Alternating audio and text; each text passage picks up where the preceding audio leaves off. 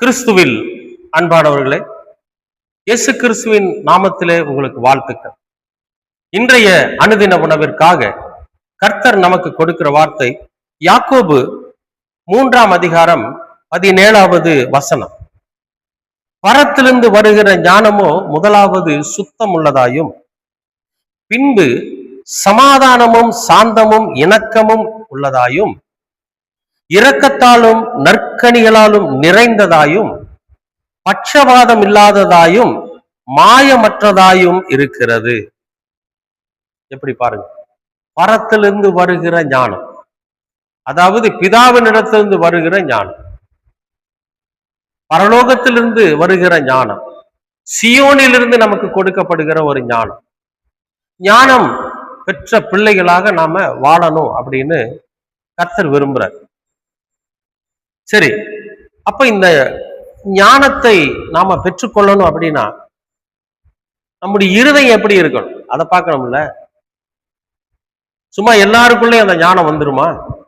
எல்லாருக்குள்ளேயும் எல்லாருக்கும் அந்த ஞானம் கிடைக்குமா? இந்த ஞானம்ங்கிறது சாதாரணமான விஷயம் இல்லை.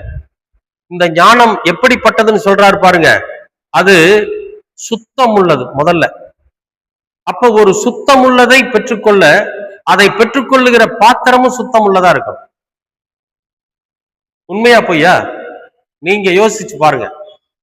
இப்ப எல்லாம் பாக்கெட்ல வருது பால். முதல்ல எல்லாம் பால்காரர் வெளியே என்ன பண்ணுவாங்க, மணி அடிப்பாங்க. அப்ப நாம அந்த பால் வாங்குறதுக்காக வீட்டுக்குள்ள இருந்து வேகமா ஓடி வருவாங்க. அம்மாவோ அக்காவோ தங்கச்சியோ ஓடி வருவாங்க. அவங்க கையில வச்சிருக்கிற பாத்திரம் இருக்கு பாத்தீங்களா, அதை என்ன பண்ணிருப்பாங்க, பால் பாத்திரம் அப்படின்னு அதை சுத்தமா கழுவி அதை காய வச்சிருப்பாங்க. ஒருவேளை அதை அவங்க மறந்துருந்தாங்கன்னு வைங்களேன், பால்காரரை ஒரு 2 நிமிஷம் நிக்க சொல்லிட்டு வேக வேகமா அந்த பாத்திரத்தை சுத்தமா கழுவுவாங்க. சுத்தமா கழுவி அதுல இருக்கக்கூடிய தண்ணியை முதல் கொண்டு கீழே கொட்டிட்டு உதறிட்டு அதுக்கப்புறமா அதுல பால் வாங்குவாங்க. ஏன் அப்படின்னா பால் ரொம்ப சுத்தமானது.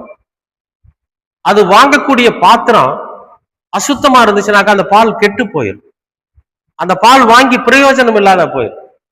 அந்த மாதிரி பரத்திலிருந்து வரக்கூடிய ஞானம் சுத்தம் உள்ளது. அதை வாங்கி கொள்ளுகிற நம்முடைய இருதயம் சுத்தம் உள்ளதா இருக்கும். அப்ப இந்த இருதயம் கழுவப்பட்டதா இருக்கும். இதுக்குள்ள எந்த விதமான அழுக்கும் அப்பும் இருக்கக்கூடாது. இன்னைக்கு நாம அழுக்குன்னு சொல்றது சிந்தனைகளை சொல்றேன். கள்ளத்தனமோ நயவஞ்சகமோ பொய்யோ பிசாசின் வழி நடத்துதலோ விபச்சாரமோ எதுவுமே இருக்கக்கூடாது. அதையெல்லாம் புறம்பே தள்ளி இந்த இருதயத்தை வெறுமையாக்கி அதை சுத்தமாக வைக்கிற போது பரத்திலிருந்து வருகிற ஞானம் அதுக்குள்ள இறங்கி தங்கும்.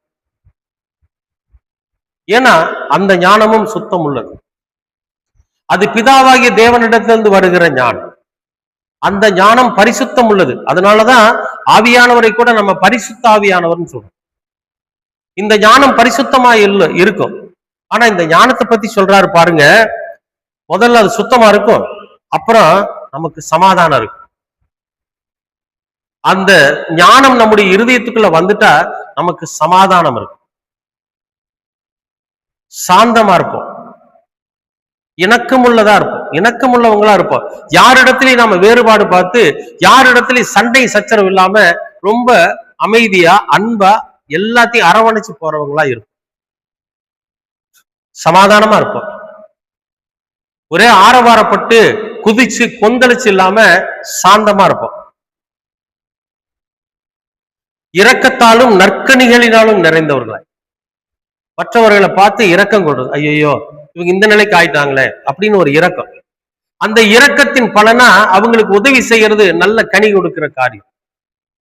அடுத்தது நற்கனிகளினால் நிறைந்ததாயும் பட்சபாதம் இல்லாததாயும், யாரையும் பாரபட்சம் பார்க்காம, இவர் நல்லவர் அவர் கெட்டவர், இவர் என் சொந்தக்காரரு, இவர் எனக்கு வேண்டியவர் இவர் வேண்டாதவர் அப்படின்னு எல்லாம் பார்க்காம மாயமற்றது, பொய் இல்லாது, யாரையும் ஏமாத்தாததா இருக்குமா. எப்படி பாத்தீங்களா? இந்த பரத்திலிருந்து வந்திருக்கிற ஞானம் இவ்வளவு காரியங்களை நம்மை செய்ய வைக்கும். அப்ப அந்த ஞானத்தை பெற்றுக்கொள்ளக்கூடிய இருதயமாகிய நம்முடைய இருதயம், பாத்திரமாகிய நம்முடைய இருதயம் சுத்தமா இருக்கிறப்போ சுத்தமுள்ள ஞானம் அதில் இறங்கி தங்கி இப்படியெல்லாம் நம்மை வழி நடத்துமா. எவ்வளவு அற்புதமான விஷயம் பாருங்க. இந்த காலை நேரத்துல அன்பானவர்களே, நீங்கள் உங்கள் இருதயத்தை வெறுமையாக்கு, உங்கள் இருதயத்தை சுத்தப்படுத்துங்க.